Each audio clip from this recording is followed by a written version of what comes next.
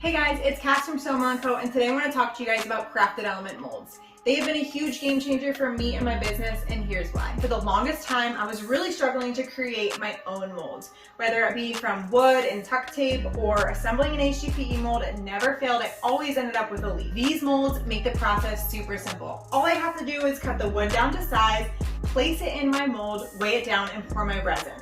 When it comes time to demold, the process is yet again super simple. All you have to do is wiggle around the edges and your piece should fall right out. So let's recap real quick. Number 1, no assembly required. Number 2, no worrying and stressing about leaks. Number 3, a simple demold. Number 4, they're reusable.